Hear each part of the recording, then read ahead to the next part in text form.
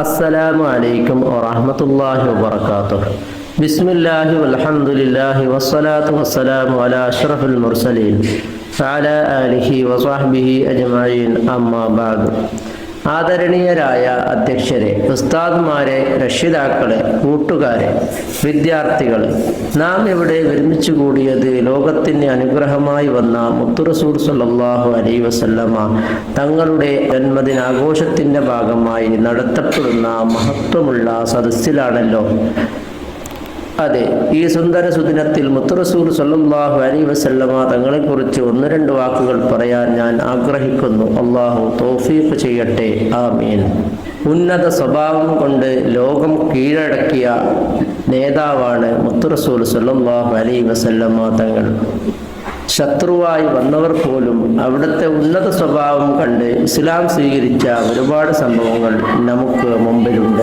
കുതിരക്കച്ചവടക്കാരനായ സെയ്ദ് എന്ന പേരുള്ള ഒരാളെ സംഭവം നിങ്ങൾക്കറിയില്ലേ? എല്ലാവരും അയാളെ സെയ്ദുൽ ഖൈൽ, കുതിര സെയ്ദ് എന്ന് വിളിക്കുകയായിരുന്നു. അവസാനം വളരെ വിഷമമായ അയാൾ ഇനി മുഹമ്മദ് എന്നെ എന്താണ് വിളിക്കുക എന്നറിയാൻ വേണ്ടി അയാൾ വാളൂരിക്കൊണ്ട് തൻ്റെ കുതിരയിൽ പുറപ്പെട്ടു. നബി സല്ലല്ലാഹു അലൈഹി വസല്ലമ തങ്ങൾ അയാൾക്ക് വളരെ ദേഷ്യപ്പെട്ട ആളായിരുന്നു. അങ്ങനെ അയാൾ നബി സല്ലല്ലാഹു അലൈഹി വസല്ലമ തങ്ങളുടെ അടുത്തെത്തിയപ്പോൾ നബി സല്ലല്ലാഹു അലൈഹി വസല്ലമ തങ്ങൾ അയാളെ വിളിച്ചത് യാ സെയ്ദുൽ ഖൈർ, ഉത്തമനായ സെയ്ദ് എന്നായിരുന്നു. നബി സല്ലല്ലാഹു അലൈഹി വസല്ലമ തങ്ങളുടെ ഈ വിളി കേട്ടപ്പോൾ അയാൾക്ക് അത്ഭുതമായി. അയാൾ ചിന്തിച്ചു, എന്നെ എല്ലാവരും കുതിര സെയ്ദ് എന്ന് വിളിക്കുമ്പോൾ ഈ മുഹമ്മദ് ഉത്തമനായ സെയ്ദ് എന്ന് എന്നെ വിളിച്ചല്ലോ എന്ന് പറഞ്ഞുകൊണ്ട് അയാളുടെ മനസ്സിൽ നബി സല്ലല്ലാഹു അലൈഹി വസല്ലമ തങ്ങൾ ഏറ്റവും ഇഷ്ടപ്പെട്ടവരായി. അയാൾ ഇസ്ലാമിലേക്ക് കടന്നു വന്നു.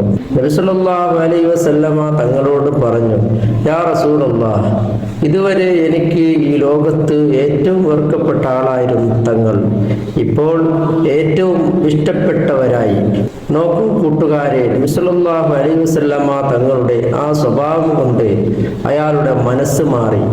ആ മുത്തുറസൂൽ സ്വല്ലല്ലാഹു അലൈഹി വസല്ലമ തങ്ങളെ സ്നേഹിച്ച് ജീവിക്കാൻ നമുക്ക് അല്ലാഹു തൗഫീഖ് ചെയ്യട്ടെ, ആമീൻ. ഇത്രയും പറഞ്ഞ് ഞാൻ എൻ്റെ പ്രസംഗം അവസാനിപ്പിക്കുന്നു. അസ്സലാമു അലൈക്കും വറഹ്മത്തുള്ളാഹി വബറകാതുഹു.